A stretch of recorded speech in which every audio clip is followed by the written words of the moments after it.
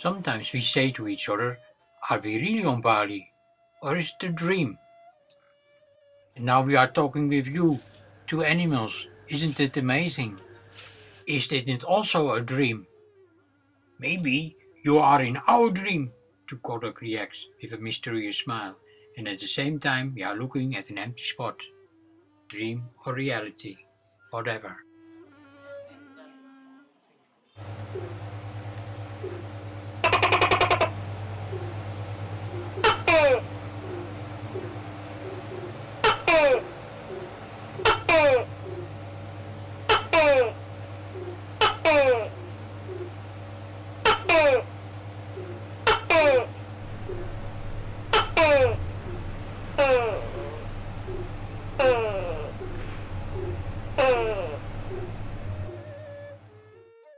This time we started the conversation.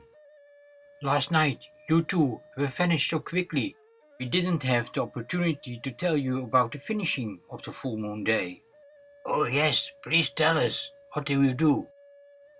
We had an invitation of the manku of the village to go to the small temple to do a meditation there. To reach the temple we had to cross a very small bridge, deep down the river. You were afraid? Tu Tokeh asks. No, not so much, says Vivi. They kept a good eye on me. The sun going down, the manku offered us a coconut.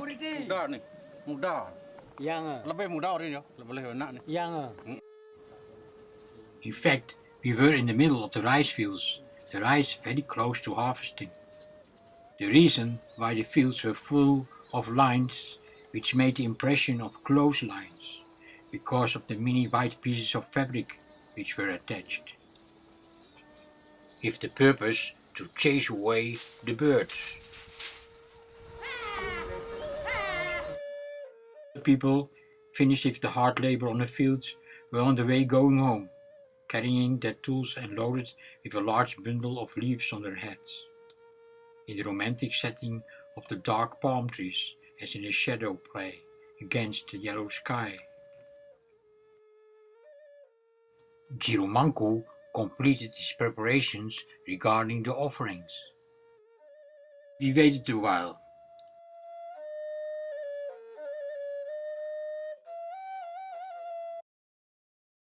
When we started with the meditation, it was completely dark, except for the dim light of 2 or 3 candles which were lit, and I closed my eyes.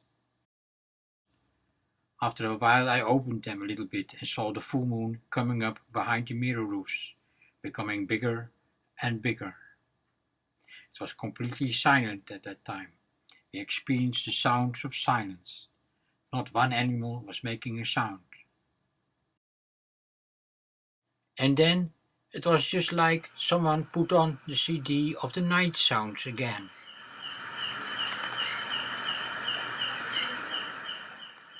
It was for Jirumanku the sign to stop the meditation. After eating some of the offerings, which was a lovely picnic in the dark, we had to find our way back along the roots of the trees, which looked like living creatures, such as lizards and snakes. We know that the Balinese are afraid for the dark because of the bad spirits, but we felt very protected, and we noticed that the sea also found its peace. Back in the palace, it was not easy to find our way back to the door of the dream room again. But to whom I'm talking, the 2 animal friends have disappeared, like always, as sudden as they can appear. Dream or reality.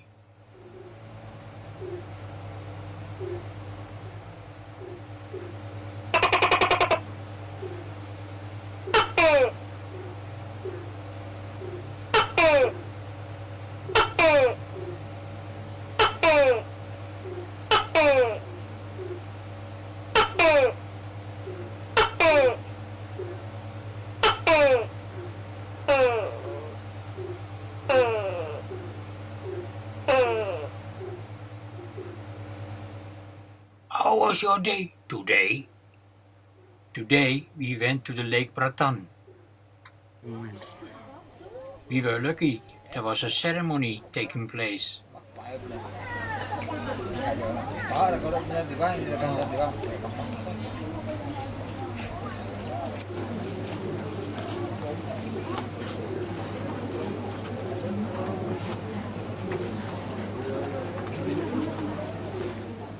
But the main reason we go there is to commemorate our wedding ceremony which we did there some years ago. It has become a tradition for us to go there every year.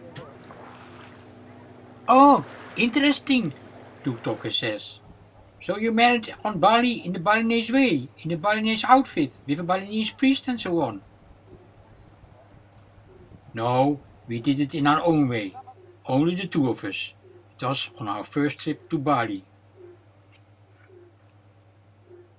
Before we started with our self-invented ceremony, we did an offering near the majestic tree when you enter the grounds.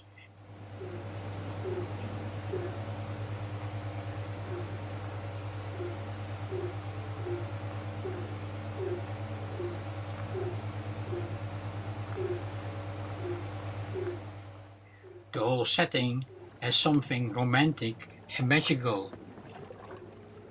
This we could already read in the tourist books.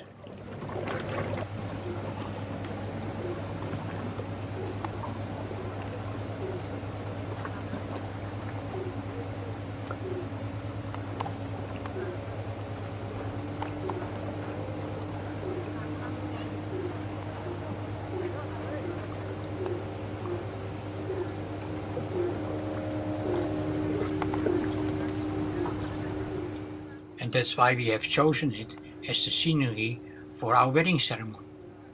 But not only that, we knew also that there was a Buddhist stupa there, so that made it even more perfect for us as Buddhist practitioners.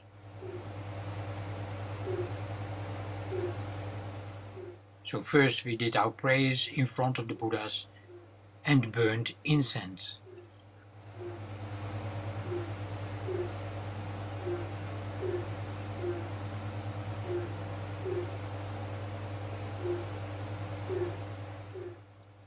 And then we sat ourselves down in the grass. And we start with our wedding ceremony. First we give each other food, meaning that we will take care for each other. Then part 2, giving each other rings, meaning to be faithful.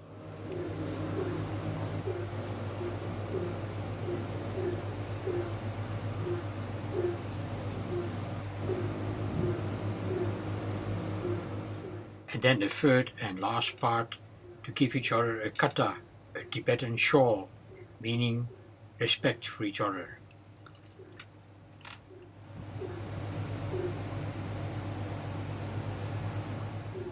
We gave each other a silver ring in the shape of a knot. And then we offered flowers in the lake for the goddess to bless us for happiness and good luck, not only for us, but for everyone.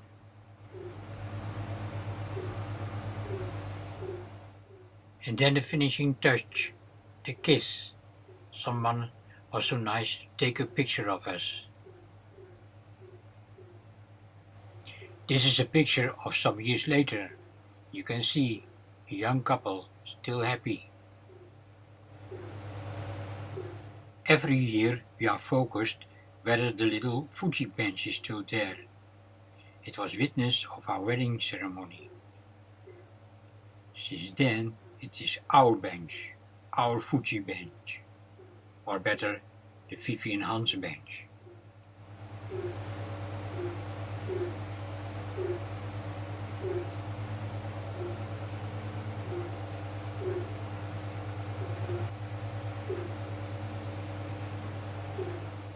Because of the lack of water this year, I could come very near the mirror towers. On one of the corners I met a frog cut out of stone. Just as now with you, Tu Kodok, I could talk with him. Yes, that's my nephew. On the other corner there is another nephew. Both are the guardians of the temple. They have the same function as we have here. Your nephew pointed me to the remarkable fact that at the lake 3 religions are coming together. Balinese Hinduism with the temples, close by the Buddha stupa with the Buddha statues, and a few hundred meters more far, behind the trees, the contours of a mosque coming out.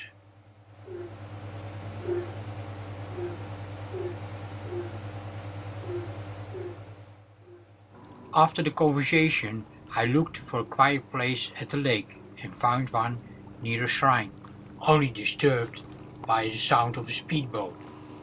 Anyway, a good place to thank the goddess of the lake, because I had the feeling that she had protected me. Why? Tu Tokeh asked. Because earlier that day, on the way to the lake, very near the top, I got involved in an accident.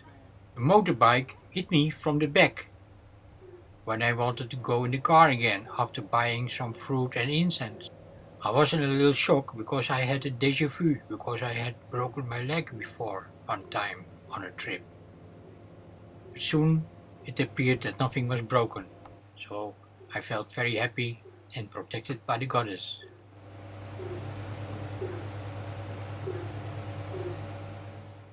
Sitting in the grass, I looked at the quiet rippling of the water, and then saw her arise to my great surprise. And then my mobile phone was ringing.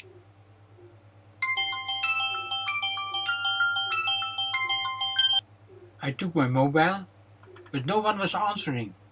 Also no number was being showed. Then I saw the goddess smiling. It was she who was ringing? What was she trying to say? But she only smiled. Dream or reality?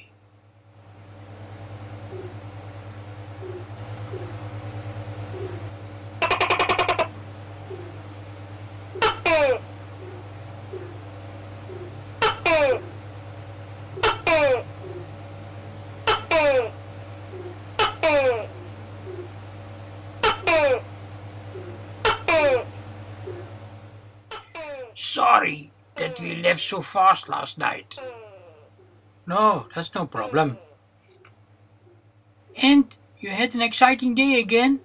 Tu Tokeh jumps in, just finished with his Tokeh sound.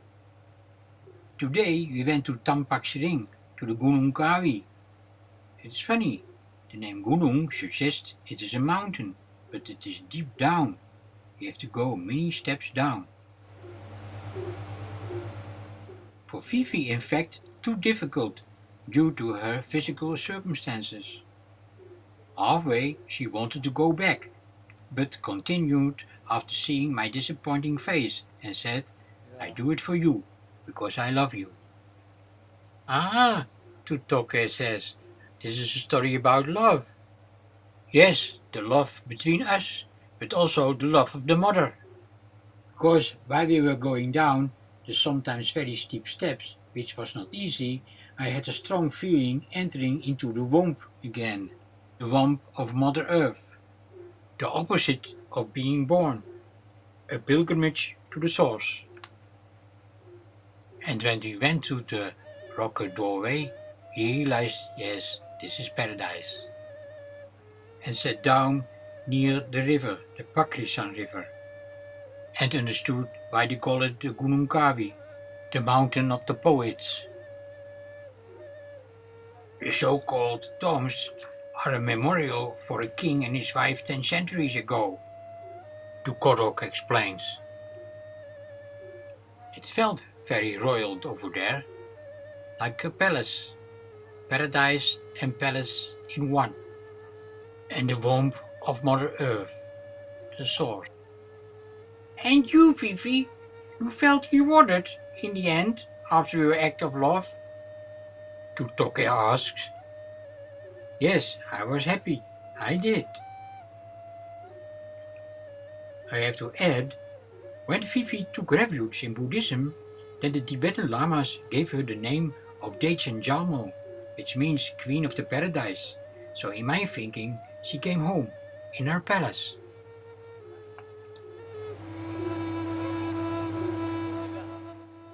Just sitting there, we enjoyed the place. Yes, it was very beautiful over there. But after a while, I went on to do some investigation. Vivi wanted to stay where she was.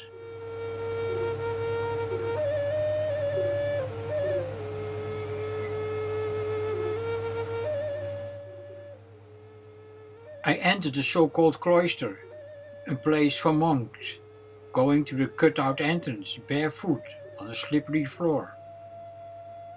And I had the feeling that I was here before, in another life, long time ago, living in the caves as a Buddhist monk. I heard you were also a Buddhist monk in this life. Yes, that's the point. It was all very confusing. But at the same time, a happy feeling came over me, because life as a monk in a monk community is not so bad. I have good memories of it. I had the feeling to be thrown back in time or in lives.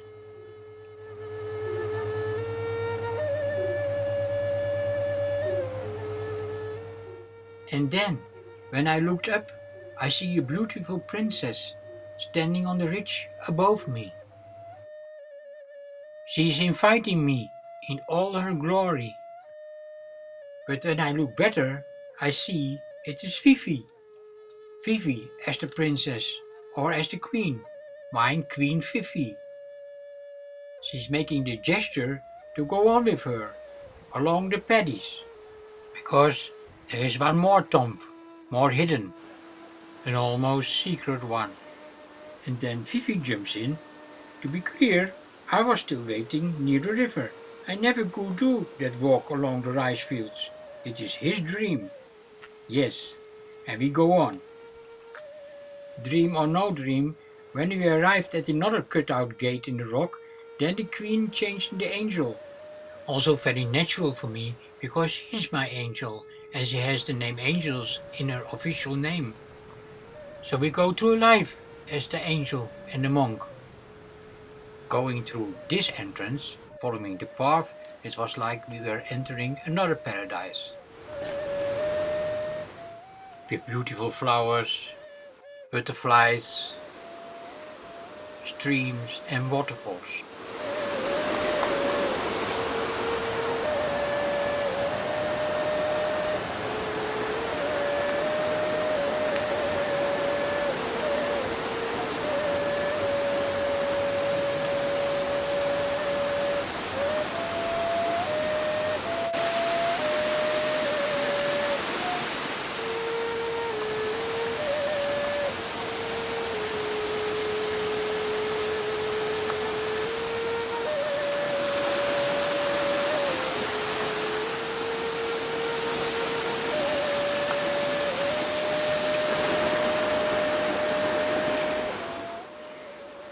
When we finally reached the 10th tomb, we had the feeling we reached the summit of the mountain.